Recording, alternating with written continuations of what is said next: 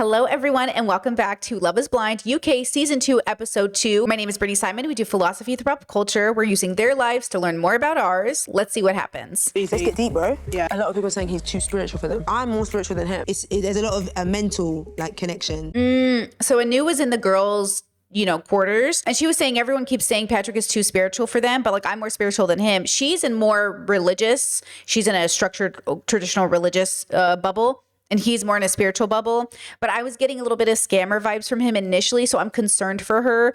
But let's see how she handles it. I don't know. And again, I try not to write people off because they sound a little woo-woo. But we live on the internet where I've reviewed scammer after scammer after scammer who's always this spiritual leader. And so I'm always cautious, especially since I do value spirituality so much. And I think it's an amazing tool to use in a very grounded way. It's such a disappointment that people use it to scam people. But I guess people do that with religion, with business, with anything else, right? So you just want to weed out the scammers. And again, not saying that he is one. I'm not sure yet what his deal is. He's the only person that I want to see. Would you want to wait till marriage before consummating the relationship? Personally, no. Oh, okay. However, because she's Christian. Oh, that kind of threw me. Because great question, just in case. But I forgot she might have a belief of not having sex before marriage. Man, I've not been religious in so many years now. It's so interesting. if you decide you want to wait, of course I can wait. That's no problem. Interesting. Yeah. Huh. There's just such a significant belief difference between people. So I'm glad they talked about it because it really can be a deal breaker. I mean, I certainly was not going to wait. For myself and my partner, when we were courting and dating, one of the things we had to double check was our physical chemistry, not just in terms of sex, that's so crude, but in terms of our compatibility just being with each other, right? Physically, because we're in different countries when we met. And so we knew values wise, we had the same values and our outlook on life was similar enough, but could we physically want to be in a space together? And that's why Love is Blind is so similar to how I feel my courting went. We were so invested before we even met because obviously we met, through the internet and they were a distance away. And so there's a lot that goes into that. You can really talk to a person and realize oh, I think we might have something here. But until you meet, I really don't think you know exactly. Even if you know, you can't really know. So I'm glad they talked about this, sex before marriage conversation. I think you should talk about it too in your relationship with sex. How adventurous do you want to be? What do you think about it? What's your philosophy on it, right? Intimacy is so important and it's so specific to all of us. Are you ace? Are you demi? Are you allo? What's your relationship with how you even think about the need for sex in a marriage? Do you even need to have sex in a marriage? Not everybody has sex in a marriage. So you got to think about, what's really going to work for you. I am curious if this is enough of a deal breaker for her. She seems happy. She's smiling. So I assume she's happy with that answer. But is that a real answer from Patrick or is that a cope answer? Also, I want to ask, is it hard for you to fall in love? Or? I think so, it's not something I take lightly. This is marriage. This is something so sacred, When I think of my parents, I'm wow, they got married because they saw something that they didn't see with anyone else in the world. I make this commitment to you. Oh. You just got to choose that person and then consciously every day be yep, I choose you, I choose you, I choose you. Okay, they're into each other. They're probably going to match. We'll see what happens. To have made this connection with you and not like culture, traditions, ethnicities get in the way, I think that's a beautiful thing. So I'm gonna speak from the heart. Is he going to propose? There is something that I would like to ask you. Will you join me on this insanely crazy, beautiful roller coaster we call life? I will. Okay, girl. Okay, this episode 2 matches this episode. Okay. I'm grinning from ear to ear right now. I'm literally shaking. I never thought I had this in me to be like this. Princess, this has been a day I will remember for the rest of my life. Okay, so he announced to the boys that they're getting engaged. Very cute. This process and being with him has just changed me. I put myself first now. She's talking about, she's excited. She shared with the girls and she's saying that it changed me, this experiment. No doubt. I think every person who's ever been on Love is Blind has always come in a different person than they've left. And that is so interesting and important to pay attention to because before you put yourself through something like this, you know that it will impact you and you will change for worse or for better. I'm half Lebanese. It gives me a little bit of a spice, a little bit of a difference. Okay, we love a half Lebanese king. Love him. This is Jed, configuration manager. Not sure what that means. Let's see who he is and what's his story. I feel like I'm quite set. I've got a good job. I've got a loving family, great bunch of friends. And all that's missing for me is obviously the wife. Okay. My mum's cooking is unreal, so I'll go around on a Sunday. We have our Sunday roast. He's giving me, could be an Andrew Tate fan, probably an Andrew Tate fan, which is annoying to me, but Let's see. Dan, I'm quite a softie. I'm a bit of a marshmallow, like when it comes to love. He said I'm quite a marshmallow when it comes to love. Okay, giving me hope. Barda. Barda. I Barda. want someone that I can spend the rest of my life with, someone I can grow a family with. Just off the bat, they actually do look like they go together. I think that's a good sign, probably. You know, I've always said this about Love is Blind. Somehow, even though it's blind, everybody always ends up with the person that I think they kind of look good with, even if they don't get married. It makes sense that they paired up almost always. And I always find that interesting. Do you speak Arabic? I used to. I'm very rusty now. Why do you speak Arabic? I speak Albanian. Are you Albanian? I am. Okay, a Lebanese and Albanian, cute. Mirë dita, kam emrin Bardha, I kam 32 vjet. I was actually born in Kosovo. Okay, cool. Shout But out. I've been here most of my life. Yeah, and I was brought up Muslim as well. Okay, great. A lot of overlap between the two of them. He was in Lebanon for 4 years as a kid. She's from Kosovo. She speaks Albanian. He speaks a little bit, not very much Arabic because he's rusty. But there's some overlap here already. I feel like a vibe. My family is, I'm not really religious myself. Try to eat mainly halal. I'm a bit of a foodie and I eat anything. I make sure that my wife is taken care of in every aspect. He gives like provider energy and she gives like open to that. They're traditional but not traditional. So there's like a vibe here that where they feel similar to me. Have you got any siblings? Yeah, I've got one brother. They call me the unpaid entertainer. Oh my God, I'm the aunt that spoils them, always. Yes, we would be a good team, brother. I think so. Just run around after kids that aren't ours. I know, for now, I have to have kids. Like, Great that's a answer. must. They're vibing. Good for them. They're vibing. Everyone's vibing this season. I also think like everyone's pretty okay. Like that's the thing is like no one's giving me super red flags. I mean, Javian definitely gave me the most red flags. Him and Sophie are giving me the most red flags, but ultimately like they're all probably fine so far. Girl, I just know I'm speaking too soon, but sometimes we'll have a season where somebody is so toxic, it's like dangerous. I'm not getting that from this season, but you know what? I think I remember saying that about the first season, that I felt like Americans, and you know exactly why, because our culture is so violent and crazy and misogynistic, but America always seems to have somebody on the show who's just dangerous feeling. Barda is giving me wifey vibes and it just makes me want to have more dates with her. He said she gives me wifey vibes. So he's pretty hooked on her. That's cute. As much as I am, very independent, I've always wanted the traditional way of doing things. I knew it. I knew she was going to be that kind of girly where she's very independent, but she wants the traditional. Versus I'm very independent and I'm not interested in traditional whatsoever. Like gender doesn't even play a role in my marriage. We are not interested in gender roles, gender expectations. Nothing gets done in the house based off gender. Nothing. It's so interesting, but know your trope, know who you are in the story. And that's why I think they'd be complementary because he also feels modern enough to handle an independent wife who also wants to be traditional. So I feel like they're complementary in that way. Very, very early, but he seemed just as excited as I did and I couldn't stop smiling the whole way through. She's so pretty. Cute. Me and Kieran, yeah. Like me and Kieran are like solid. Yeah, like solid. It's hard to hear that someone else is dating someone that you're interested in. Kieran makes me want to give my heart to him. Like I've not had this with someone else before and I'm going to try and not be closed-minded. So basically, Sophie was overhearing Megan tell the girls that like Megan's very confident here. Her and Kieran are like gonna pick each other, but Sophie's gonna go and try to be open and see what happens. I feel like I can feel myself letting my guard down with you. That's nice. I think it's just my personality, to be honest. Like all the things that I've done in my life has molded me to be who I am. But equally, I'm a daddy's girl, so like I'm always trying to make him proud of me. What's your mum like? We have a good relationship now. We've had a bit of a rocky relationship. We didn't speak for a few years. My mum and dad divorced. She had a new partner. She chose him. Ooh, so mom and dad divorced. She's closer to her dad. Is a daddy's girl. And she said that her mom got remarried and basically chose that guy over her. Damn, that's rough. I feel like I'm really scared to give my heart to someone because like the one person in your life that's supposed to love you unconditionally decided something else was more important than me. So Sophie is 28. So obviously, I feel like I didn't really handle a lot of my childhood trauma and all of my issues until like 30 was like the big year. And it was like halfway through my 30th year was my big like healing realization. It's when I went from like, in my opinion, I had like the final unhealed to healed era of my life and I became like baby healed. It was, a year or two after therapy, I had gotten all this work done and it finally just settled into my brain of like, I'm ready to be a healed person. Like I've done the work, I've spent the time.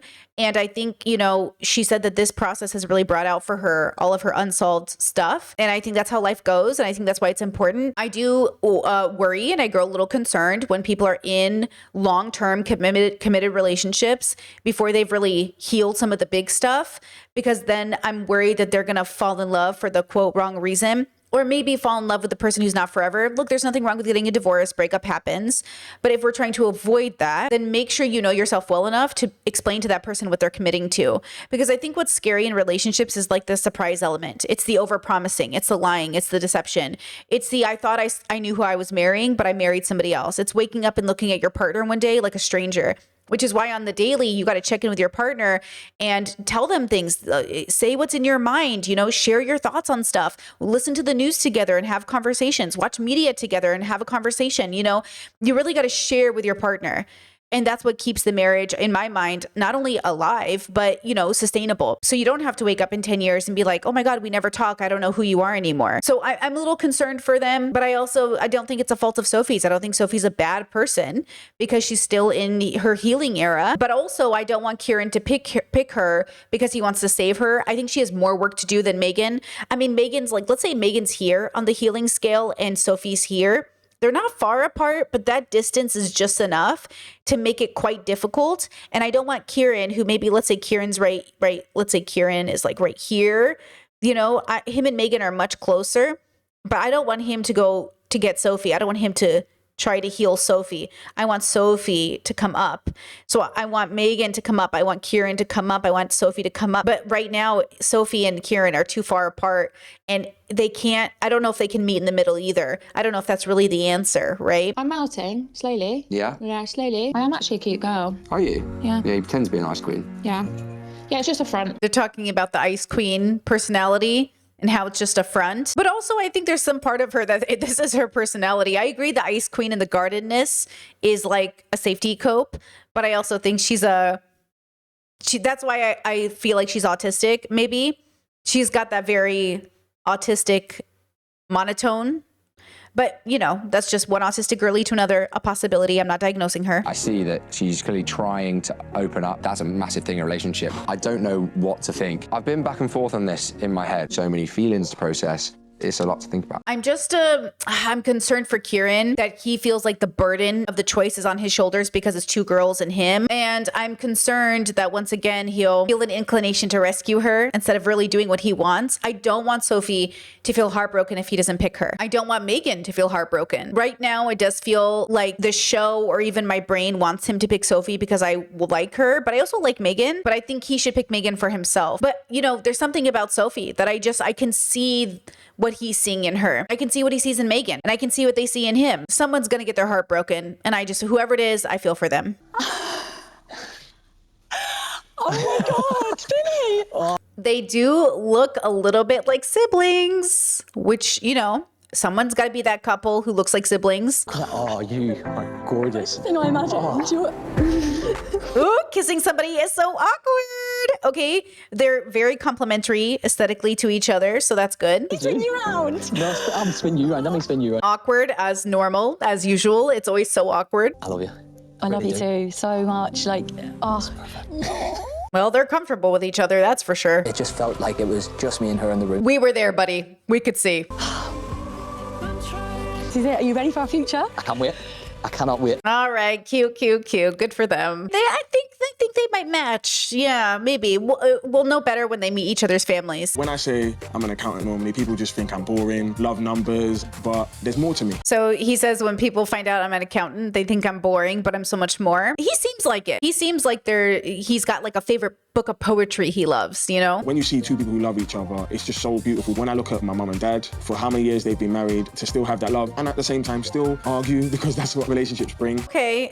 I want to know what he means more on the idea that my parents still argue. Like, you can have an argument without it being a fight. You can have a disagreement. Does he mean over politics, over philosophy, in a good way, a bad way? Does he mean I can't tell if he means negative or positive. I would like to hear more, like a more deconstructed conversation about the word argue, because words just mean so many different things in different bubbles. One couple says fighting is natural or normal, and one couple says absolutely not, it's abuse. And we could mean different things when we say the word fight. I'd like to hear more about that, but he loves love. He's that kind of boy. I got a job. I started working quite young. I think I started working like 14. Wow. Sound like you have done a lot, I won't lie. No, I've done loads. Grew up in East London, lived with my older brother, my younger sister, mum and dad. It was like a real loving home where we just, kind of had fun. Lived with my grandma as well. She was getting old. Walked with my grandma around the block and just have have chats about her life. First of all, I love the way that you talk about your grandma. I'm really close to mine as well. Yeah, when my grandma passed away, I was bawling my eyes out, to be honest. But like, she's always with me, and yeah, that's why. Like, yeah. I really appreciate the amount of vulnerability people have been expressing this season. I think it's really nice to see. Demola is sweet, kind, caring. He's very family orientated. I feel like I can talk to him quite openly. I guess we'll have to find out how she's going with Javian, because her vibe with Demola is just so good and safe feeling. I feel like it's gonna feel like whiplash when we get back to Javian, because he's just like a Javin is a cool guy. Oh, Javian.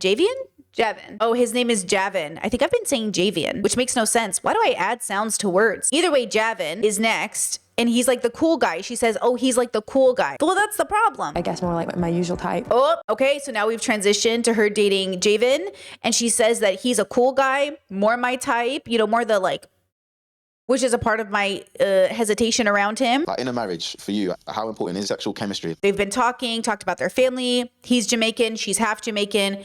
There's like a lot of overlap there. And yet, the next question she asks about family, he asks about sexual chemistry in a marriage. And already it feels like he's asking like that fuckboy energy. So already it's making me wish for Demola back, because I don't like this energy, but let's see how she responds to the question. I would say it's pretty important. Yeah. I would say having an emotional connection and emotional intimacy is more important. What does emotional intimacy mean to you, though? Sharing with your partner, but like working on getting this relationship how we both want it to be. Yeah, no, I understand that. I would say for me, when I think about emotional vulnerability and intimacy, it's feeling seen. And when we talk, we get closer, not further. You ever been in a conversation with someone you're dating, and the more you talk, the further you feel for them, and they almost feel like a stranger? I want it to be the more we talk, the more we feel seen, the more we're like, oh my God, this conversation. Yes. Oh my gosh, thank you. You want to feel closer. The intimacy comes from the ability to share vulnerability and have the person react in a way that feels like I'm being seen. They don't have to be perfect every time. Sometimes you miscommunicate. Sometimes you're in a vulnerable mood and they're not, but for the most part, they're seeing you. They're validating you. You get closer when you speak, not further, right? They're so intertwined. They kind of go hand in hand, in my opinion. Yeah. So I say I kind of value them equally. Yeah, I definitely equally value physical intimacy and emotional intimacy, because I do think they're connected. I also think it shows up in different ways, right? Every couple is different. I remember I used to read Cosmopolitan magazine, and it would say like an average couple has sex once and a half a week, I think it was. And some people have it twice a month. Some people have twice a year. Some people have it every day. I just don't think there's a number to intimacy. And I don't think intimacy physically is just penetration. And I think the dilemma is that we're equating all of those things in all of these marriages. And so many marriages are just not good because people aren't honestly being honest and transparent about what they want. And it's not even just like what they want, but it's about what should our marriage look like. It should look however it looks, depending on how joyful it is. It should, whatever the joy is in your marriage, whatever it looks like, that's the answer. Instead of saying, I'm going to shoot for this kind of a marriage because that's what everyone in Cosmopolitan magazine says I should have. But does that make you happy? Or are you joyful? And this is where non-monogamy and queerness and all of these other things can come into your relationships. Because again, this is just one way to script love and relationship. You can go back to the couple we reviewed before about the girl who said she's like very independent, but also wants a more traditional relationship. What script is she going off of? She said, oh, maybe because of where I come from, maybe my culture, Albanian, right? So we come from these scripts and we model them. The question is, are you and your partner able to write your own script for your own marriage? Or are you going to stay dependent on your families and your cultures? On the sexual side, do you feel like you have any requirements? Do you feel like... I hope he's asking this authentically, but it feels weird coming from him, but it's still a good question because I said this before. Do you have any uniqueness in your physical hopes intimately? Maybe they're into really weird kinks or fetishes and they should talk about it now, right? Okay, in a thriving relationship, I want to be active every day. He's such a boy. Even his face, he's such a boy. He's like a teenager. He looks like he's 15 right now. Sex every day is silly. That's how I used to sound in my 20s. In my 20s, I used to say, if we're not having sex every day, twice a day, something's up. I'm married now. I'm 36.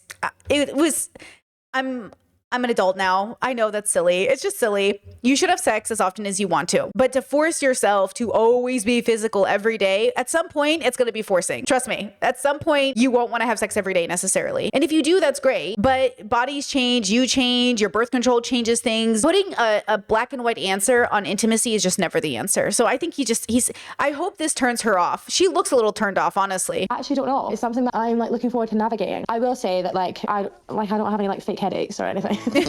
You know that stereotype of women faking a headache so they don't have to have sex? That's crazy to me. Just be like, baby, I'm not in the mood right now. You want to do anything else? And then talk about it. Because also on the other side of it, there's no reason I wouldn't want to have sex with the love of my life unless there's something going on, you know? And it doesn't have to be a negative thing going on. I have fibromyalgia. Maybe I'm having a flare up. I actually do have a headache. Maybe I'm not the horniest right now, but we could make out. Like maybe XYZ. The point is that you should talk about it. Instead of faking a headache or coming up with a reason not to, you should be talking in detail about these things, you know? Look at this answer he's about to say. He said, I'm built for high energy. The way he's coming off is just so childish. It's like sex. It's like, that's not what real commitment in marriage is like. Real marriage and commitment is about valuing the consciousness you're doing life with, whatever that looks like. I like Javin. I just quite liked his honesty. I feel like he was just like, yeah, cool, this is who I am. Ugh, she's falling for her type, her usual type again. I don't like her type. I think she should reframe her type. Javin isn't the guy he's not gonna wipe her butt when she gets Alzheimer's. Let me just say it like that. When she is 70 years old and she has Alzheimer's, he is not gonna take care of her. And statistically, girl, you better watch out. You know what I'm saying? Like, you wanna be with a guy who's gonna be with you when you get Alzheimer's and vice versa. That's my little sentimental gift. It's a Japanese ornament. It's got such a good vibe from you from literally the first time we spoke to each other, which is madness. I feel like super comfortable with you. I feel like, yes, like, he's the one. Kieran and Megan just had a date together and Kieran gave her a gift of sentimental value. And he said he wanted to put his cards on the table and he really wants, you know, he's making it sound like he's going to pick her, but he did not propose to her. So I assume he'll follow up this date with a date with Sophie and he'll either pick Sophie or reject Sophie. But the way he left Megan, if I was Megan, I would assume he's picked me. But in this show, you have to learn. You never know. She's back! Do you feel like you're the only one that has Kieran as like number one at the moment? I think Megan likes Kieran. Like a little Japanese ornament that they use. And he said, I'm giving it to you. Oh, okay.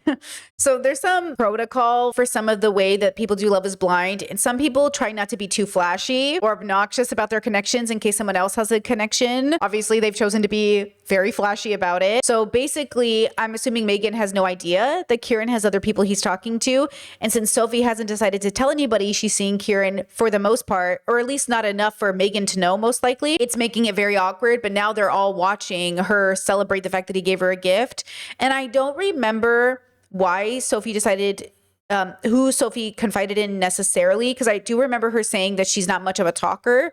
So obviously she's confiding in some people, but not everybody. So I don't think Megan's being malicious is what I'm trying to say. I don't think Megan knows Sophie likes Kieran, because I would hope that if she knew that, she wouldn't be this obnoxious about things. But she probably thinks she's his only choice and his only pick. So she probably thinks this is safe to celebrate, right?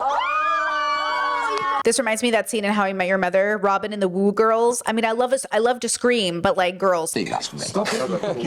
Why is that? Okay, so the boys can hear the girls screaming, and Kieran said, I think that's for me, which is true. I'd like to see the face on Sophie now. She just walked out. Oh, they're kind of making jokes a bit because they know about Sophie. Yeah, it's kind of, it's hurtful. It's like, I feel for Sophie in this situation. This must be hurtful. My man, and then he's giving her some Japanese teddy on a date. That's also very territorial as well, isn't it? Yeah, that's like... Yeah, she's like, that's my man. It's not your man yet. Sorry. Oh my. I wouldn't let that get in your head though. Nah, that's big. Like, I'm not a dickhead. I ain't doing that. The editing was weird there. I'm not sure what to take from it. It's a very bold statement to be like, this is my person, I've just gifted them. Being someone's second best. That's not me. He ain't being like, oh, it's between me and another girl. Fuck that. Ooh, is she gonna break up with him? Fine, but don't sit there and feed me loads of bullshit and then pick some other girl. I feel like in their conversations, maybe she hasn't picked up on it, and maybe because we can see his face, we know that he's hesitating. Like, his facial expressions, again, this is Love is Blind, so she doesn't see his face, is so obviously warm and open and excited to see Megan. His face with her, he's very reserved as well, because she's reserved, right? He's mirroring that energy. So I think she, you know, what's that alexithymia? Like, maybe she's got some autistic alexithymia thing going on where she doesn't know her own feelings. Is that the right terminology? So she doesn't understand his feelings either. But I wonder if through the wall, it's very hard to tell if he's like super enthusiastic or not. Yes, he's been vulnerable, but I feel like he's also been very, like there's a wall between him as well. Okay, that's where it ends. I guess we'll leave it here. Excited to see what happens next. Excited to read your comments in the sections down below. Let me know what you guys think. We'll leave it here for now. Please like, subscribe, and send this to somebody else watching the show so we can also get their feedback. And I guess I'll see you for the next one. Curious what will happen. See you then. Bye-bye.